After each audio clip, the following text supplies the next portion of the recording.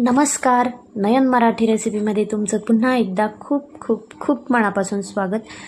आज आपण अगदी लहानांपासून मोठ्यांपर्यंत सगळ्यांनाच आवडणारी चमचमीत अशी पावभाजी कशी बनवायची हे बघणार आहोत। बऱ्याचदा आपण बाहेर जी पावभाजी खातो ती चव आपल्या घरच्या भाजीला येत नाही, तर आज आपण अगदी गाड्यावर जशी पावभाजी मिळते तशीच पावभाजी अगदी सोप्या पद्धतीने घरच्या घरी कशी बनवायची हे बघणार आहोत। रेसिपी करायला अगदी सोपी आहे। चॅनलवर जर नवीन असाल तर सबस्क्राईब करायला विसरू नका, म्हणजे नवीन व्हिडिओचे नोटिफिकेशन तुम्हाला सर्वात आधी मिळतील। रेसिपीला सुरुवात करू। पावभाजी बनवण्यासाठी आपण इथं भाज्या काय घेतल्या हे बघू। त्यासाठी आपण 3 मध्यम आकाराचे बटाटे साल काढून व्यवस्थित कट करून स्वच्छ धुवून घेतले। त्यानंतर थोडासा फ्लावर घेतलाय, एक मध्यम आकाराचा टोमॅटो कट करून घेतलाय, एक मध्यम आकाराची शिमला बारीक कट करून घेतली, त्यानंतर हिरवा वाटाणा सोलून घेतला आणि थोडेसे बीटाचे तुकडे, जेणेकरून आपल्या भाजीला छान कलर येतो आणि पौष्टिकही असतात। हे सर्व साहित्य आपण स्वच्छ धुवून कुकरमध्ये 4 शिट्ट्या घेऊन व्यवस्थित शिजवून घेणार आहे। भाज्या शिजवण्यासाठी मी गॅसवर एक कुकर ठेवलाय आणि त्यात आपण भाज्या सर्व शिजवून घेणार आहे।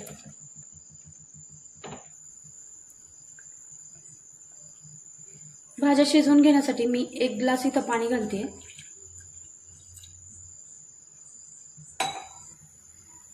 आपण ज्या भाज्या शिजायला घातल्यात त्यात अर्धा चमचा मीठ टाकून घेऊ, जेणेकरून आपल्या भाज्यांना छान चव येते। आणि मीठ टाकल्यानंतर हलवून घ्यायचंय। बटाटेही आपण यातच टाकले, सेपरेट शिजवण्याची काही गरज नाहीये।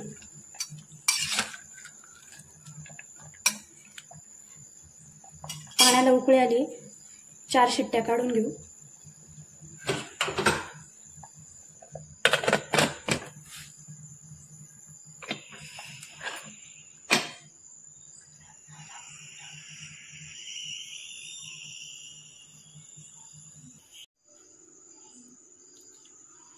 आपल्या भाज्या शिजून होईपर्यंत आपण फोडणीसाठी काय साहित्य घेतलंय हे आधी बघू। एक मध्यम आकाराचा कांदा उभा कापून घेतलाय, त्यानंतर अर्धा टोमॅटो बारीक कट करून घेतलाय, अर्धा इंच आलं घेतलंय, तुकडे करून घेतलेत, त्यानंतर 10 ते 11 लसणाच्या पाकळ्या घेतल्या आणि खूप सारी कोथिंबीर घेतली। हे सर्व आपण बारीक वाटण करून घेणार आहे। तुम्ही बारीक कापूनही कांदा घालू शकता, पण याने काय होतं, आपली भाजी दाटसर होते आणि पाणी एका बाजूला आणि भाजी एका बाजूला असं होत नाही, त्यामुळे आपण हे सगळं साहित्य बारीक करून घेणार आहे।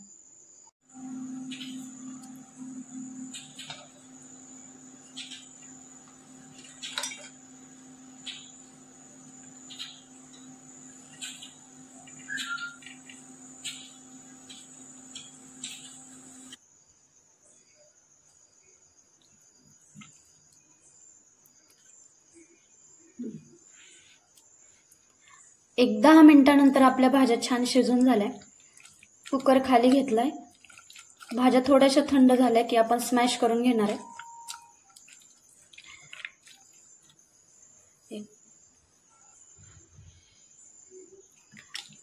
आपल्या भाज्या छान शिजल्या, स्मॅशरने स्मॅश करून घेऊ।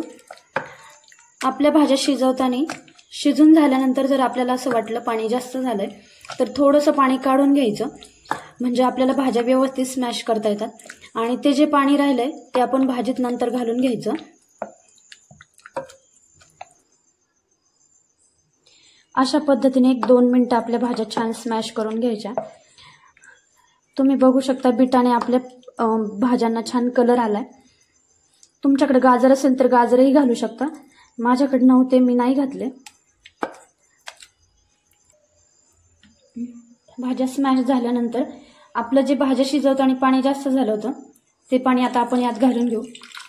खूप जास्त झाले असेल तर एवढं पाणी टाकायचं नाही, कारण पावभाजी आपली जास्त पातळ नसते।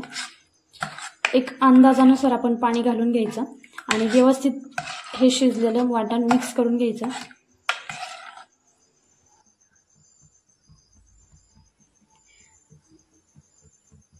त्यानंतर आपण फोडणी देऊन घेतोय।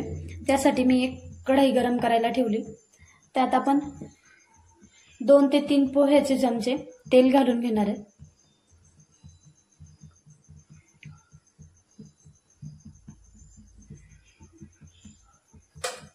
छान गरम झालंय.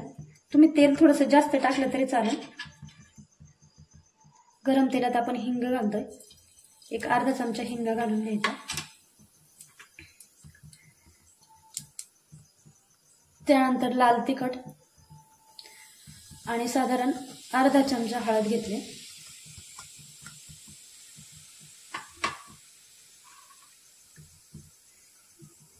त्यानंतर आपण घालतोय 2 मोठे चमचे पावभाजी मसाला.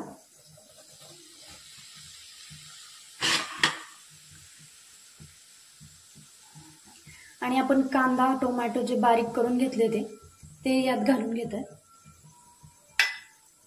जी प्युरी करून घेतली ती घालून घेऊ.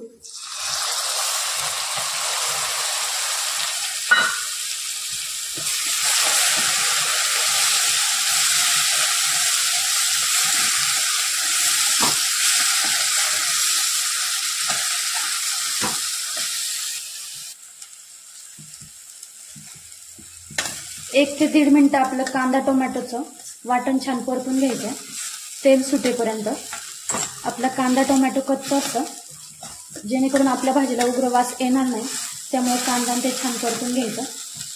आलं लसूणही आपण यातच घातलं होतं. मसाले छान परतले. त्यानंतर आपण यात थोडीशी कोथिंबीर घालतोय.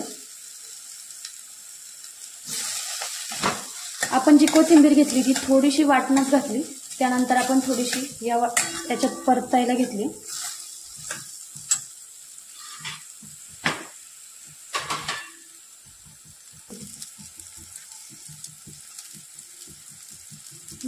तुम्ही बघू शकता आपल्या वाटणाला छान तेल सुटलंय. त्यानंतर आपण ज्या भाज्या स्मॅश करून घेतल्या त्या कढईमध्ये घालून घेऊ.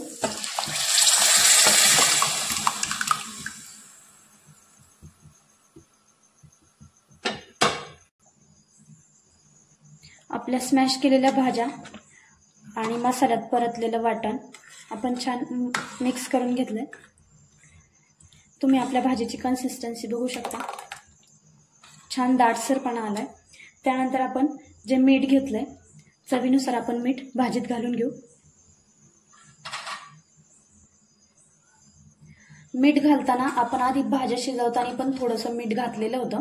त्या अंदाजानुसार आपण भाजीत मीठ घालून घ्यायचंय आणि भाजी छान हलवून घ्यायची.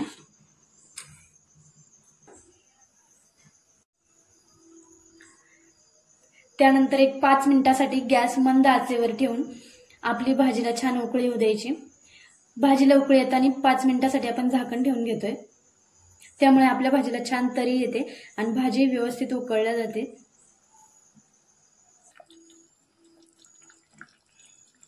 एक 5 मिनिटानंतर आपल्या भाजीला छान तरी आली. त्यानंतर आपण थोडीशी कोथिंबीर घालून घेतोय.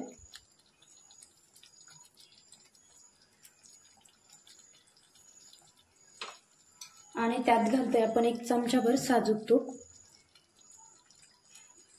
त्याने आपली भाजी अफलातून लागते.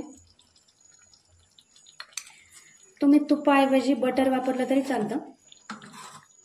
आणि व्यवस्थित मिक्स करून घ्यायचे.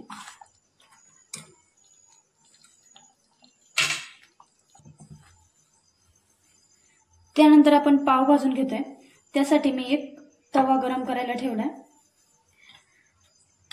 आणि पावाला आपण साजूक तूप लावून घ्यायचंय.